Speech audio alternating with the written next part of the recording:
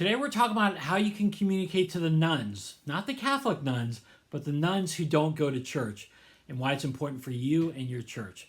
Are you ready? Because it's time. You're listening to the Church Digital Sidekick Podcast, part of the TCD Podcast Network.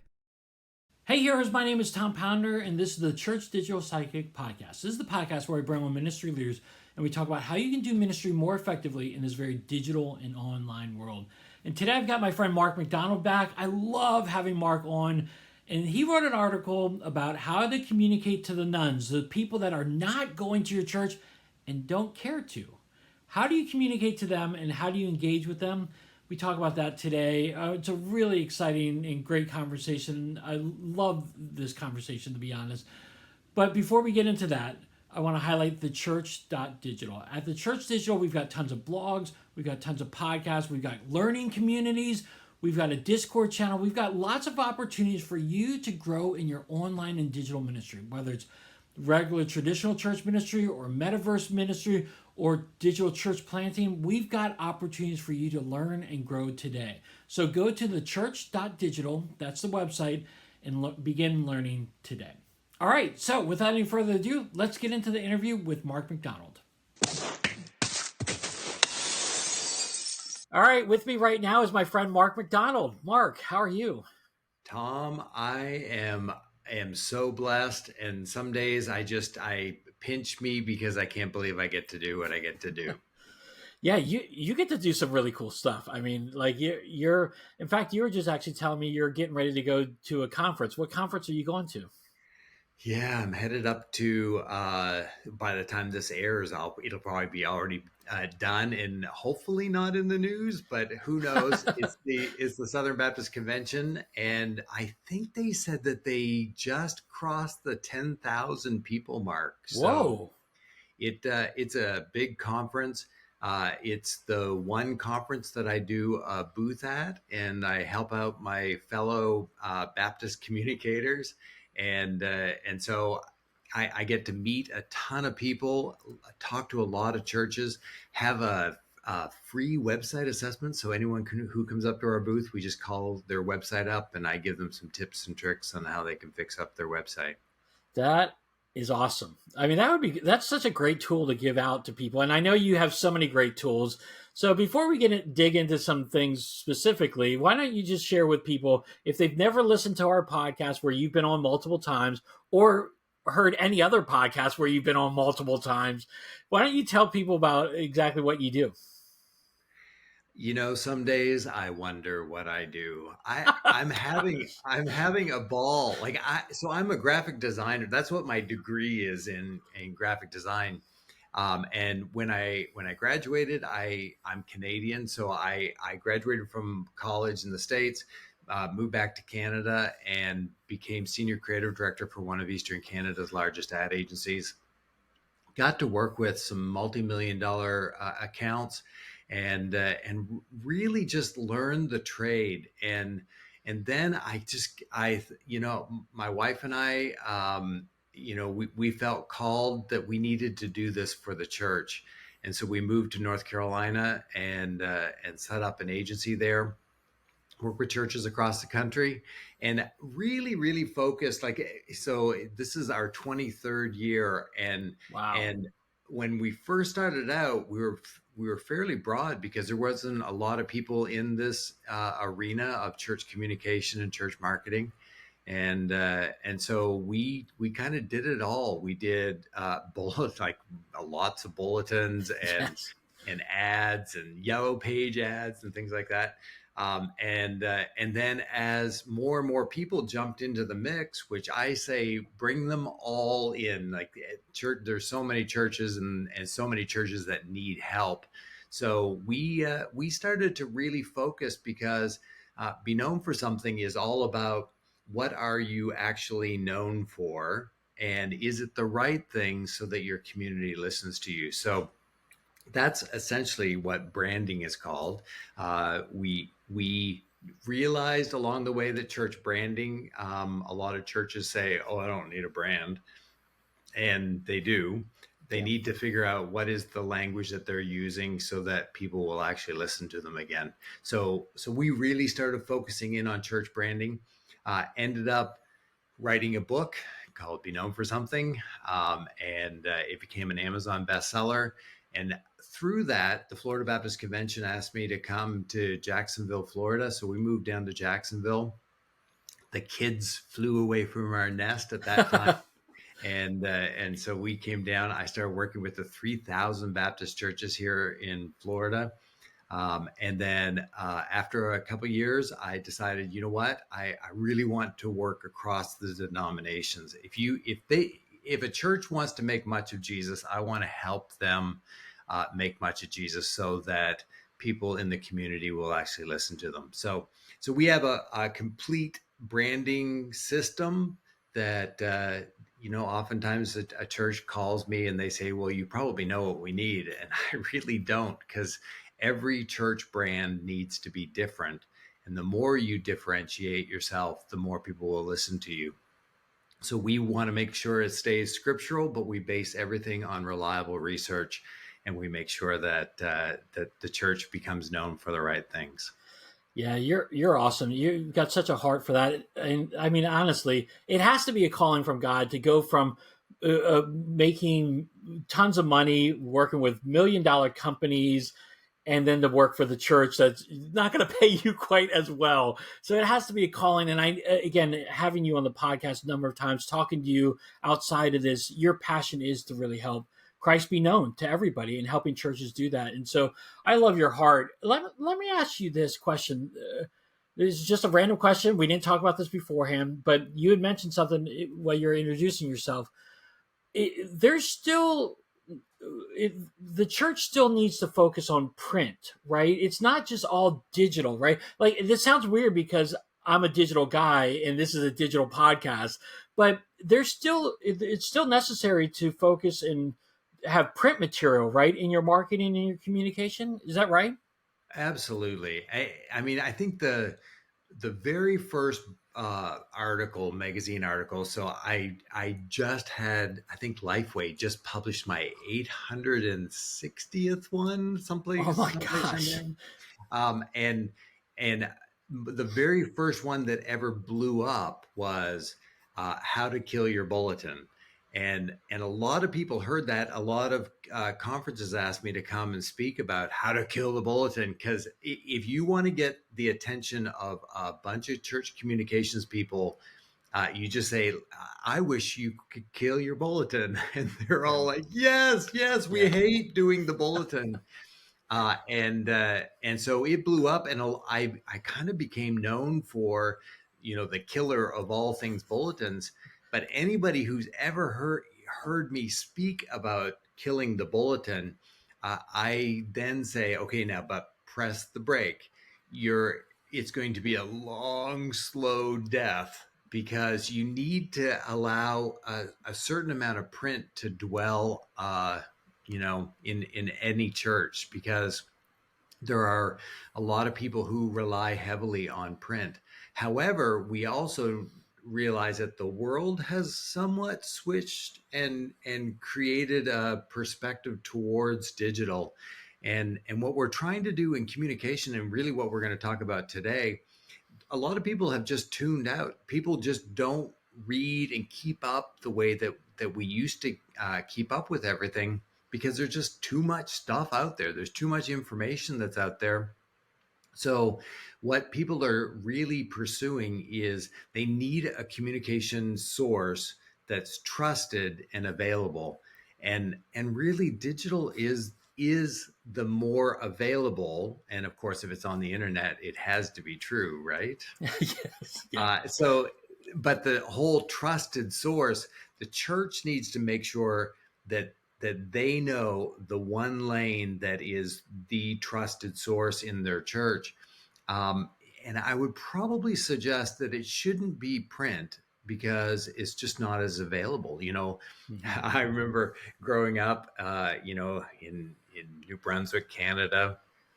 We went to a small church, and And my mom, like, if you heard how many times she would say, well, where's the bulletin? Where did you put the bulletin from last week? And it's like, it's in my Bible. I saw it there in my personal devotional time, said little Marky all along the way.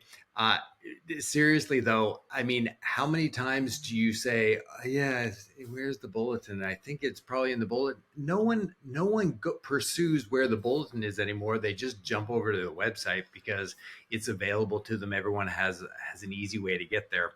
So it really is about switching, and instead of a print hub where the bulletin's the center of all your communications, we need to switch and have it as the website as the center of your digital hub. See, that's awesome. Okay, and so this kind of will be a good leeway into what we're talking about today, because you, as you've stated, you've written hundreds upon hundreds of blog posts. I love coming to your website, beknownforsomething.com, because there's so much great content on there, and you just got so much experience. And I love to just what we do on the podcast where you and I come together is I pick a blog post and I'm like, let's talk about this a little bit more because I need to learn more. And so you had a great blog out called 5 Ways to Communicate to the Nuns Who Aren't Listening. Now, for clarity, the nuns are not the Catholic nuns here. The nuns are a different group of people. Who are the nuns that you're talking about here? So if you're a visual learner, nuns as in NONES. So it's I don't even nada, none, Yeah. zilch.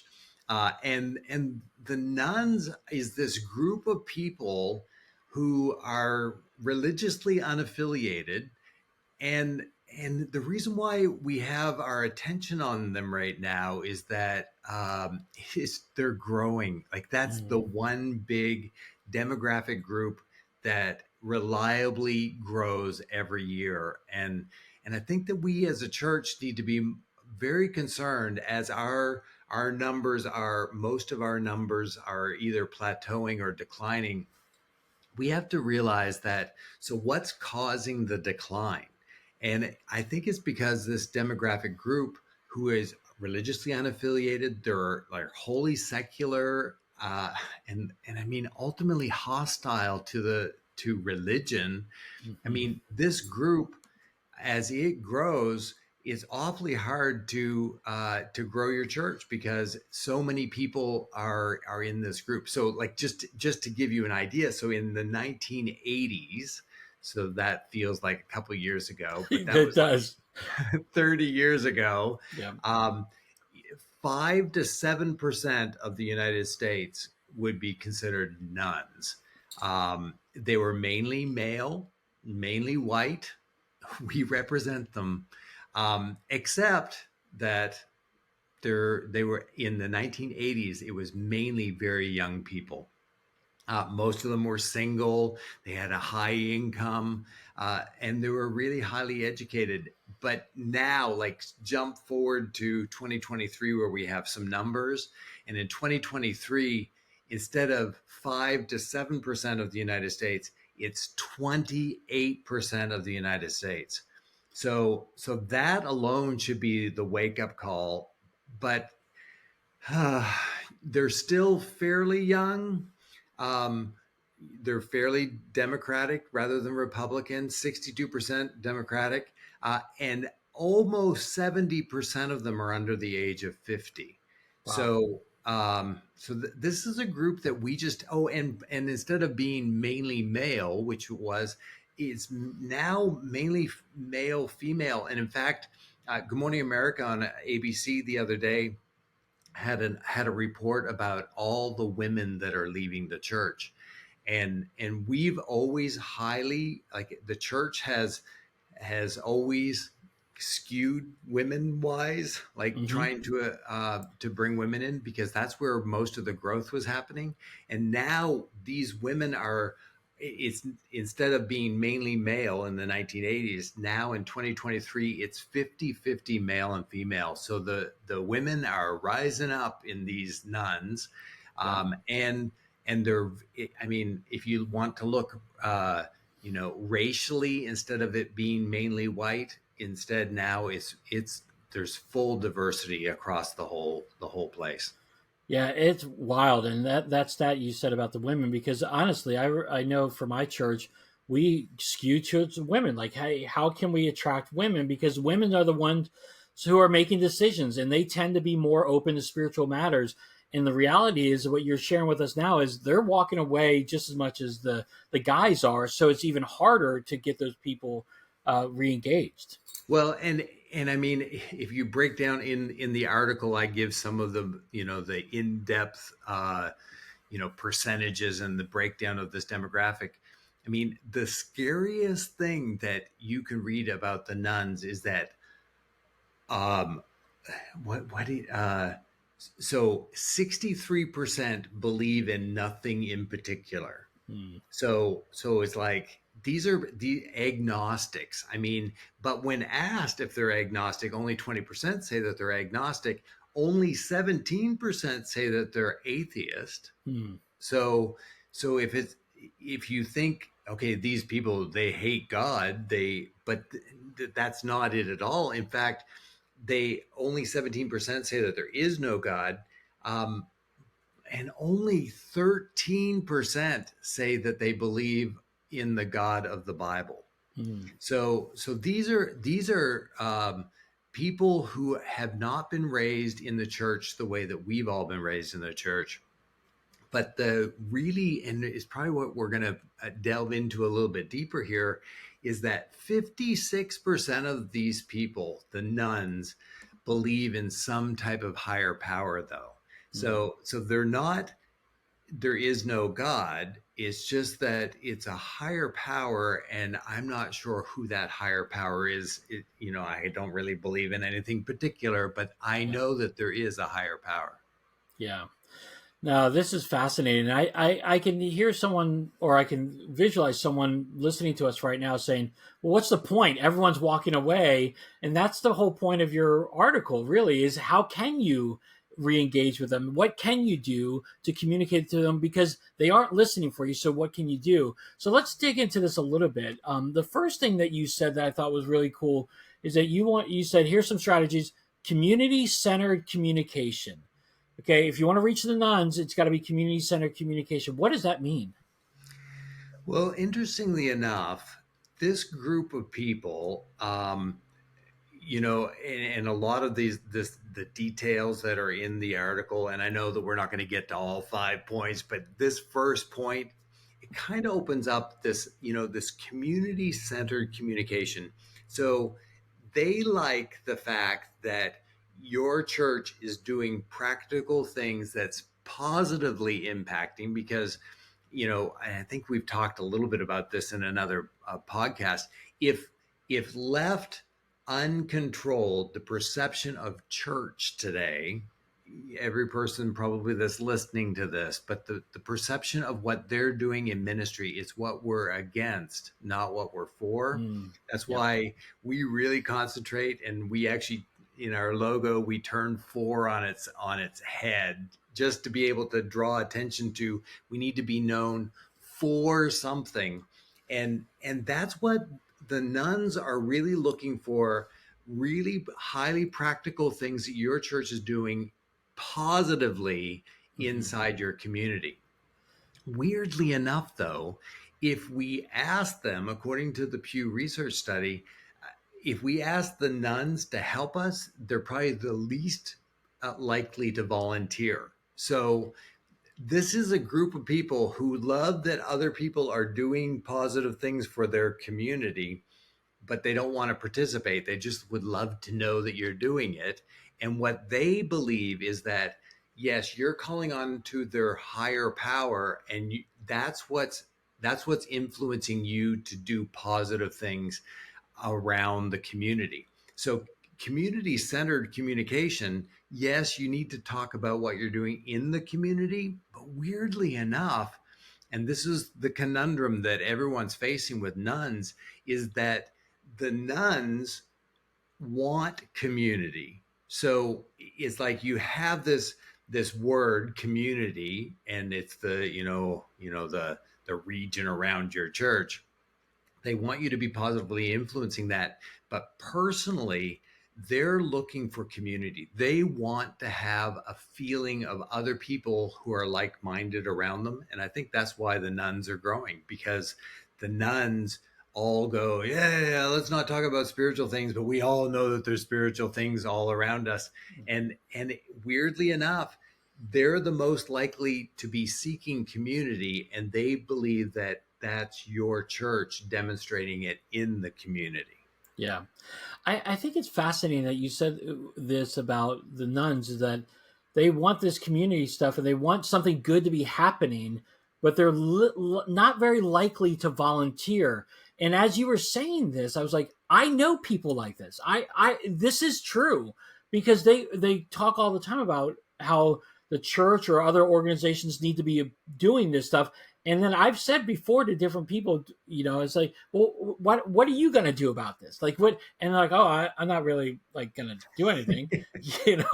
I just want something. But I think it's really fascinating. I think it's actually an issue. This is a whole different podcast, but why people aren't serving more in the church and volunteering more and serving in the church. So I think that was very fascinating with you. But I agree, the community mindedness is really something important. And again, being for your community, we have to show as a church what we're for. And when we stop doing that, even if we're not showing stuff that we're against, but rather we're not doing things for the community, I think people just tend to lose. They're like, oh, there's a church there? Oh, I didn't even remember that there was a church in our community anymore. Yeah. And if you ask them to do a job like, hey, why don't you volunteer and help us do this? They're going to say no. But if you say, we're bringing a group of people together that are all your age, would you like to join that group of people, which they hear as community? You're helping me find a community. They will then say, I will join that community. So it just seems like we're walking on eggshells, but when it comes down to the ways that we have to communicate to the nuns, they're a special group of people. And I know I get a lot of pushback from pastors that are like, you know what, we've tried it and we just can't reach them. So we're just going to give up on them. And Yeah. I mean, if Jesus was walking on the earth today, he would be gathering the nuns around him. Yeah, Jesus says, go and make disciples. He doesn't say go and give up after they say no to you 1,000 times. He's like, go. You got to go. Yeah, and we need to figure out, how do we communicate so that they actually do listen to us? Because right now they don't believe that the church has any message that's relevant to them, and therein lies half the battle. Like Yeah. when a community event or a group of people are coming together, uh, they're gonna, it's a church thing. Yeah, I'm not interested in church. Yeah. But if it's to help your community, we know that they will like it. And if there's a group of people that they would see as their community, they'll want to be part of it. Yeah, I think that's really important. And you kind of also just now teased another point that I want to hit on that you highlighted. You talked about demonstrate relevance to their daily life. Talk to me about that. That's one of your points, and you've kind of spitball it out a few different times already. Talk to me a little bit about this, of how we can demonstrate relevance to the daily life and the importance of doing that. Well, 81% of nuns see religion as irrelevant to their daily lives. I mean, and then we wonder why they don't want to listen to us. Mm-hmm. I mean, and so we need to structure our conversation so that people will actually listen to us a little bit more. And we need to demonstrate to them that there is relevance to their daily lives. And this is where, that word consumerism always comes up. Everyone always says, oh yeah, it's what's in it for me. Well, our church isn't going to be what's in it for you. It's what's in it for the kingdom. And the problem is that we're going to lose the nuns if they don't see what's in it for them. And so we need to figure out, what is it, like, how can we showcase how your church addresses all of the relevant issues that are affecting them on a regular basis. And we need to figure out, how do we give them practical guidance, and it's those day-to-day decisions and issues that they're dealing with, that the church, it's a little scary when you jump into, so what does the church believe about being trans? What does it believe about LGBTQ rights? What does it believe about marijuana usage? Like all of those things that every person, as I said those things out loud, went, oh, is he going to talk about that? Yeah. And the thing is that these are the day-to-day topics that are being bombarded against those young people that are under 50, that that the church has got to start talking about it, or else that people are just going to continue to think that we're irrelevant to them. Yeah, you and I are on the same page. I love our conversations because I just get encouraged because I feel like we're on the same page on a lot of this. And one of the things you just said was about how pastors often think about, oh, it's not about you, it's about the kingdom. But the problem with that thinking too is the simple fact that they don't they're growing up not Christian. They don't have any concept of kingdom vision or kingdom works. That doesn't mean anything to them. What it means to is, hey, how is this going to encourage me? How is this going to help me in my life? And so we have to speak to that. We have to communicate to that because again, if it's not practical to my daily life, I'm not going to do it. I don't care what you think. I'm not going to do it. Yeah, and it's, in some sense, it feels really soft when you start thinking about how do you become relevant to somebody. But oftentimes, like I've heard it all my life, the pastor holds up his Bible and says, read the Bible because it's our practical guide to living. Well, we need to make it the practical guide. So help them with day-to-day issues, and then structure it so that people understand what the Bible is, because they somehow, the Bible thumping and the, like, it sounds crazy cultish to them that we trust a book. Like, why would we trust a book? Like, we really have to, we have to start with the 101, Yeah. and then we have to make it really practical. But in some sense, it's not just being able to preach at them, but it's to practically engage with them in soft skills, which, like, a nun might love the fact that some grandparents in a church want to do something for a whole bunch of them. So maybe it's, a bunch of grandmothers get together and they want to put on how to bake bread or how to make sourdough, or like everything that they're into. And our churches need to be seen as a practical route into that group of people so that we can ultimately share the gospel with them. But it might not sound like it's the gospel at the very beginning. Yeah. Now this is awesome. I'm so encouraged by this. Let's continue on this. Let's go one more point, and I think you kind of lead into this a little bit. But you talk about storytelling with a purpose. Story, like, what does that mean? If you're communicating to nuns, what does storytelling with a purpose look like or mean?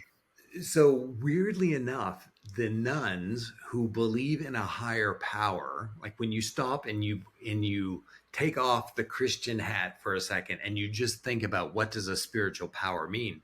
Well, spiritual power means that it's kind of like if you watch a secular movie and they draw on the powers that are, of the supreme being above, and sure enough, the supreme power somehow comes inside of a person and it changes everything about them, and then they are able to accomplish more.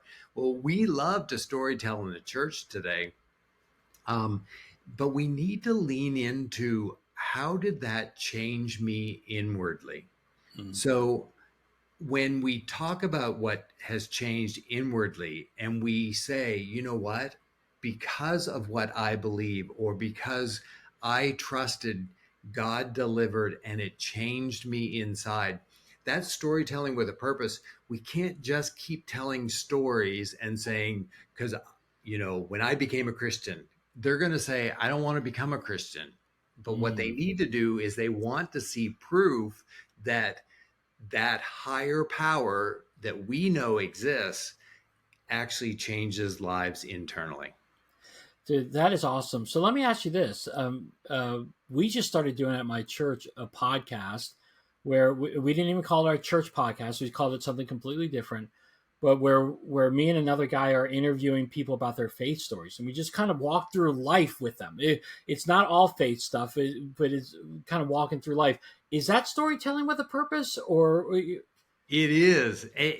We, weirdly enough, all I would encourage you, according to the Pew Research, is that if you want to drive people far, far away, start with overly religious language. Mm, We need to open the door just a crack so that they can hear that there's a change and we have access to a higher power.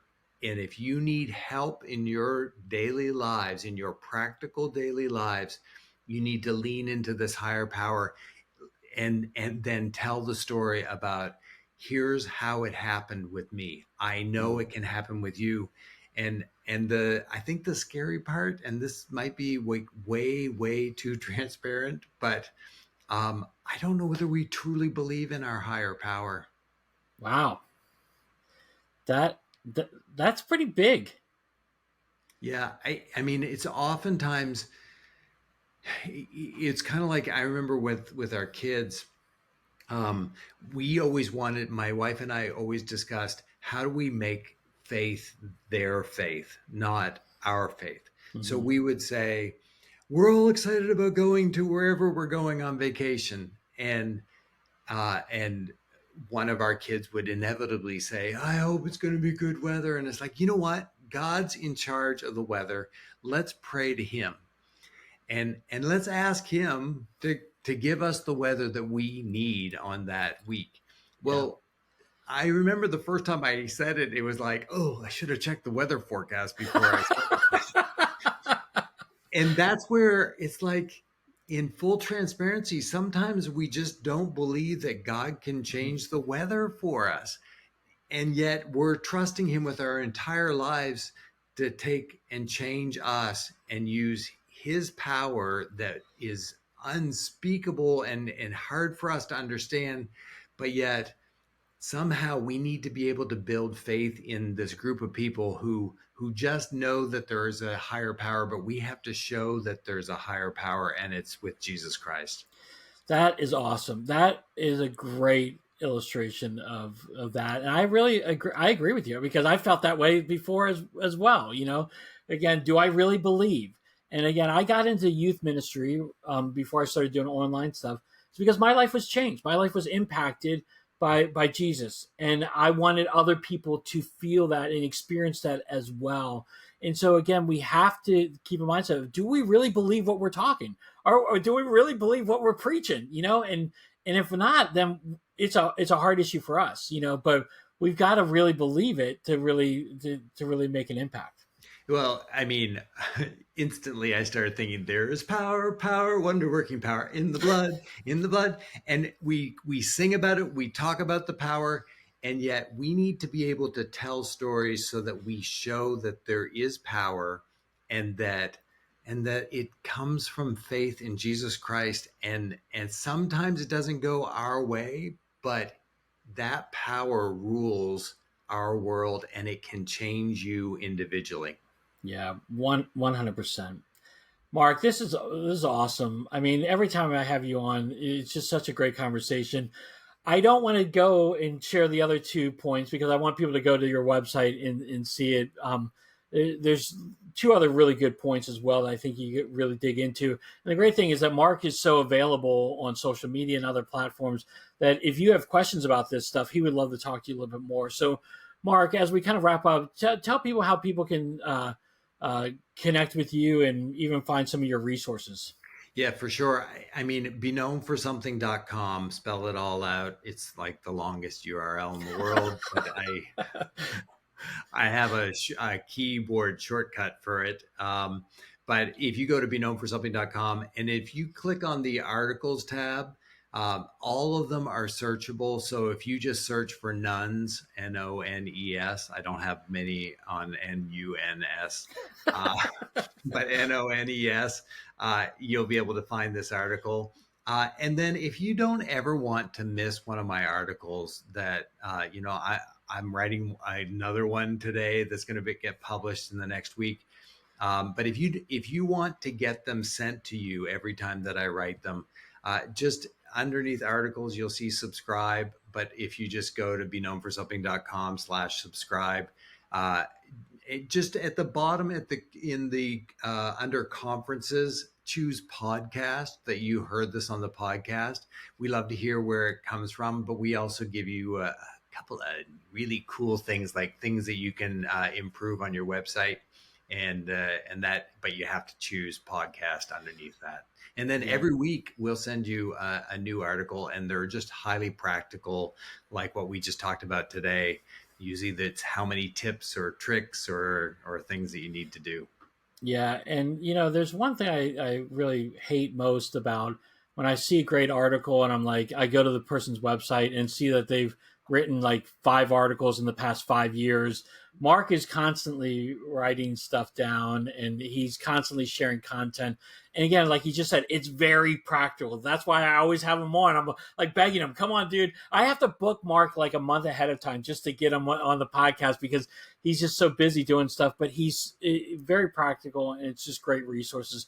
So subscribe to it. I'm going to have all those links in the show notes, so you'll make sure you want to do it. And once somebody subscribes, I'll send you an email. I'll give you all my personal information so that you can get a hold of me.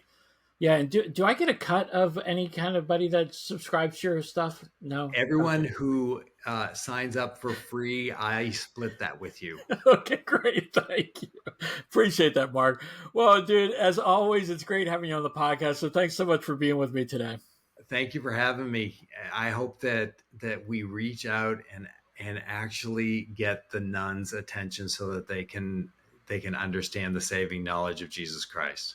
100%. So thanks, Mark. All right. So what did you think of the conversation? What stood out to you? How were you encouraged? How were you challenged? Definitely put in the comment section below or hit me up on Twitter. Actually, Mark and I are both on Twitter. So hit us up on Twitter. We would love to carry this conversation on because it's so important today. People are not coming to your church, not going to any church. They don't care to. But that doesn't have to be the way. We can continue to invest in people. We can continue to communicate to them and encourage them. Again, by highlighting some of the things in Mark's article, you can be really encouraged to do that. It's just great. He's got a ton of great ideas. So definitely go to the article, share your information, share what stands out to you. I would love to carry this conversation on because it's really important for us in today's world. All right, heroes. Well, thanks so much for being with me today on the podcast. As always, if you enjoyed the podcast, go and subscribe to it. It's on YouTube. It's on Spotify. It's on Apple. It's Amazon. It's on all the platforms. Go to the platform that you subscribe to on all your channels and go to it and subscribe today. All right, heroes. Well, I hope you have a great rest of your day. And until next time, have a great one.